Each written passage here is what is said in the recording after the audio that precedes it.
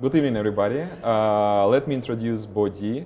Bodhi is representative in Europe of one of the best China business schools. The school is the home, or let's say the cradle of the best entrepreneurs in China, like Jack Ma, for example, from Alibaba, and Bo is part of this ecosystem, actually, of the great people in China who are building the latest innovations for China and for the world. So it's really my honor to have an opportunity to speak to Bo. And it's our pleasure to see you here in Russia.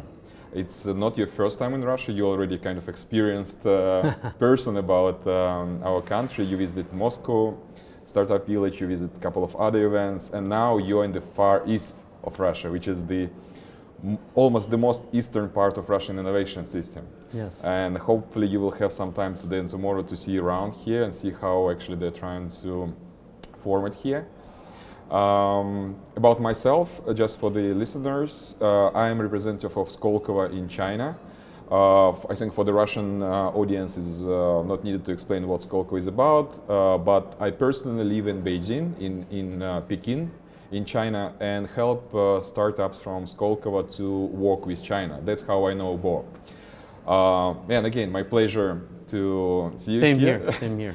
And then maybe my first question would be, from your China perspective, what now you think about Russian innovation life activities, at least the glimpse you have seen before? Yeah. Well, first of all, I'm very much impressed with what is happening here in Russia. And I did not expect to have such a large scale and also very full-on kind of the entrepreneurship.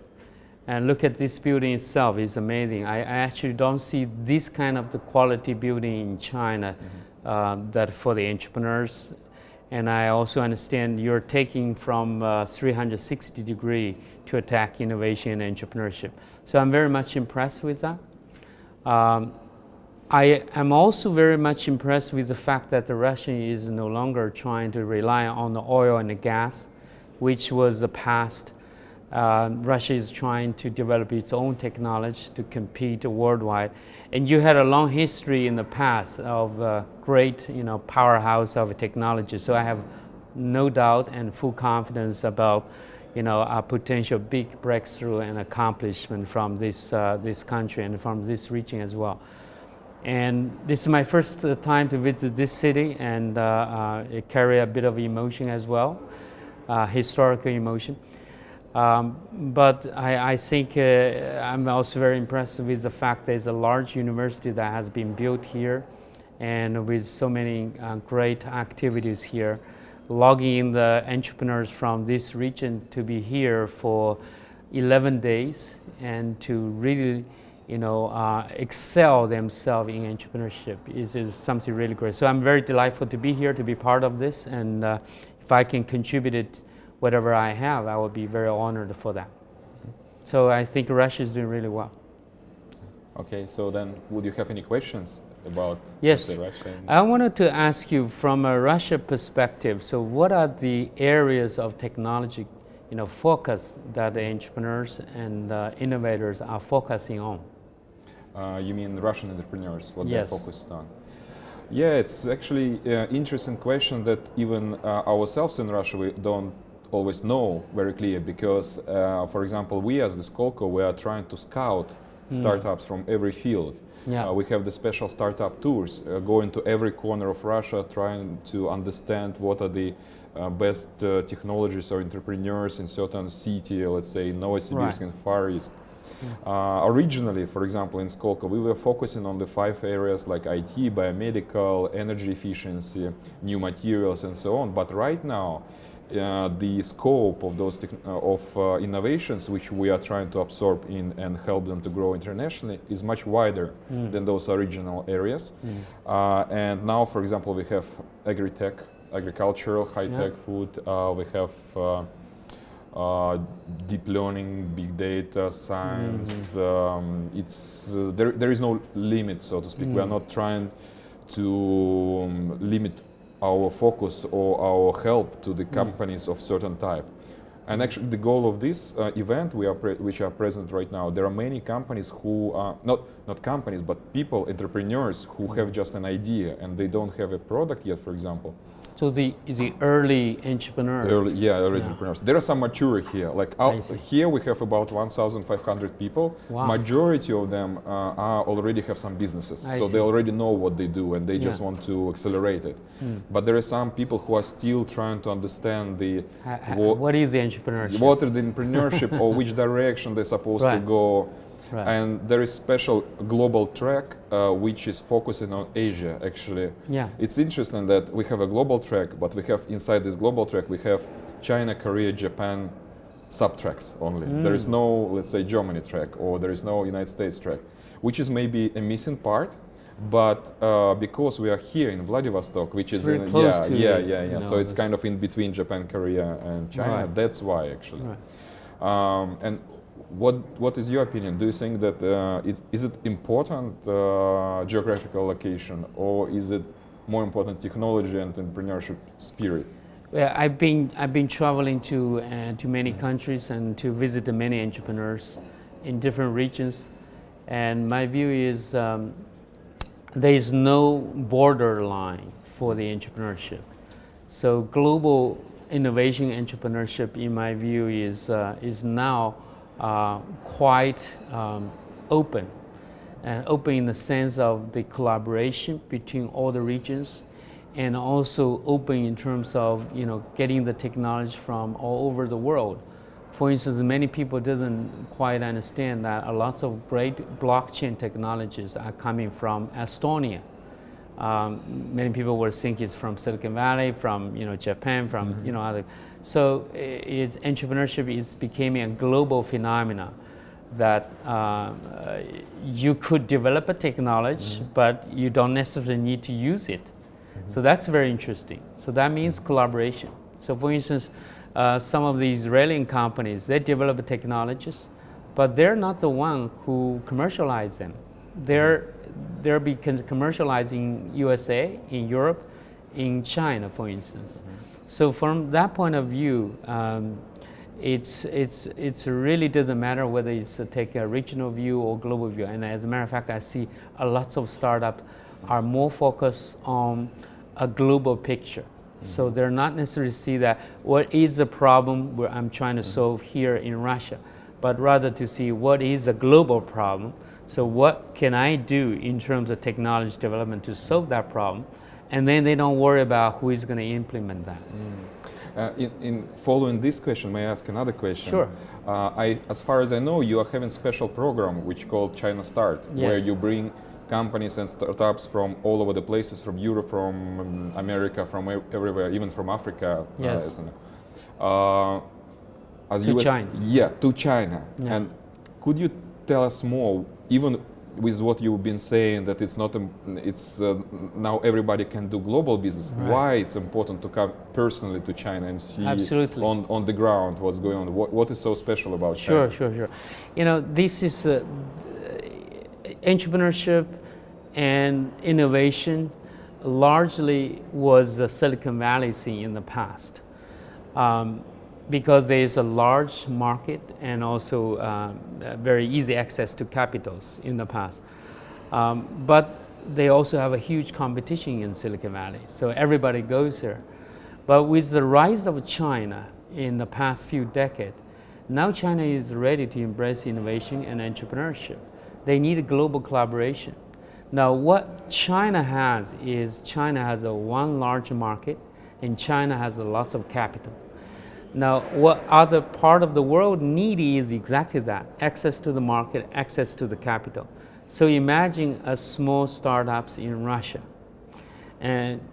or in Estonia, or in Poland. The market is relatively small.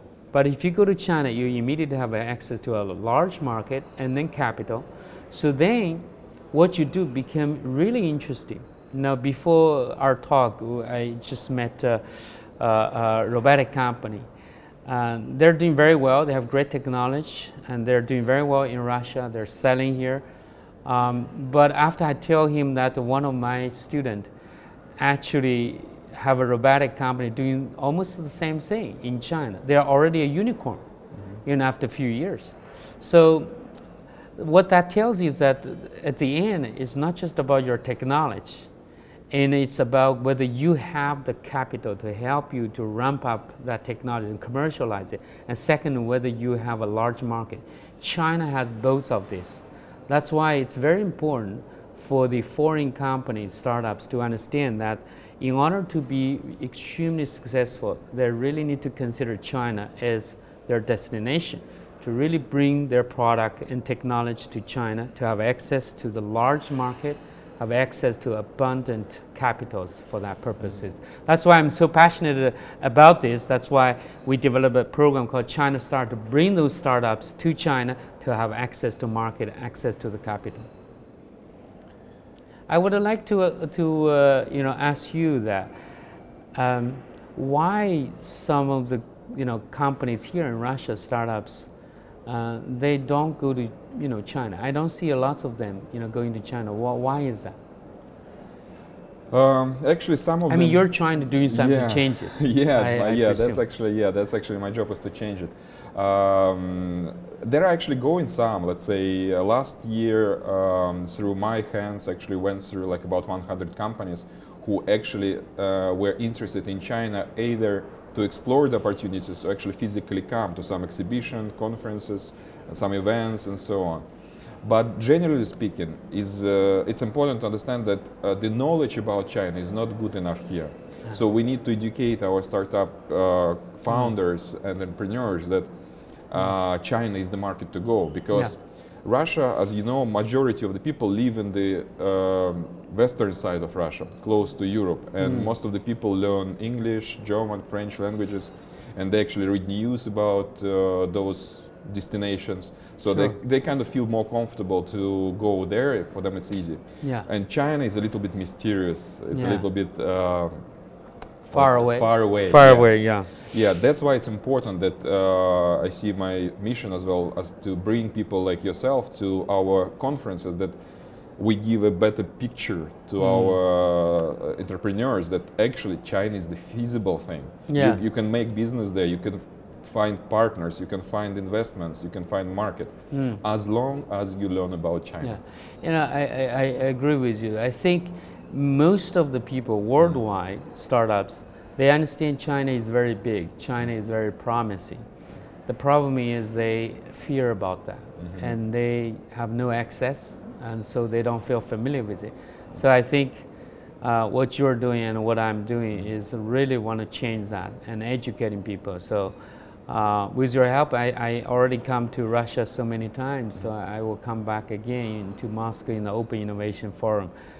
So I think it will be very interesting to really educate that. I think from my point of view, the most important thing is to eliminate the fear and make people feel comfortable with China. Right now, not many people feel comfortable with it. They feel comfortable to do business with Russia, but not so comfortable with doing business, with Chinese. So that need to be changed. That need to bring the education to really help them understand the Chinese culture, Chinese, business environment and regulation, political system, and consumer, most importantly, consumer. So, but at the end, after you eliminate those fear, and you will find it's an amazing market for Russian startup companies.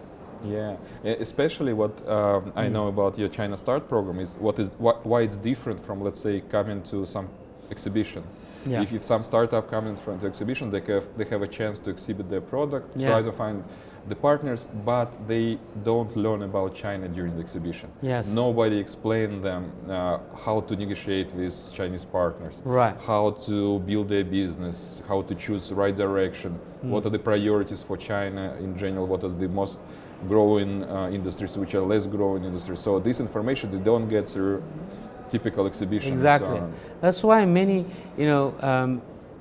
I will be speaking here this time about the We in China and Go to China business model and strategies. Many companies take a model of export model. That's why they go to the trade fair, go to the exhibitions.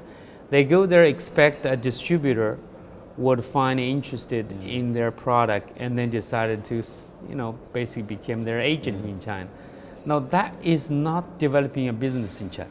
That is a trade, So in order to have a full-blown success in China, they really need to have a complete understanding about how to do business in China, to really learn from some of the very successful Chinese companies like Alibaba, Xiaomi, Tencent, etc., Huawei, for instance, how they deal with consumer, what is their business model, how do they deal with capital market, etc., etc.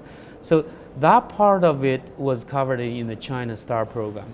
And that's why at the very beginning, when we talk to the startups before they go to the China Star program, when we mention that we have world-class faculty who will teach you the China inside, knowledge, business model, they're not interested because they feel that's not what they want. They want is money, capital. They wanted to have access to the market.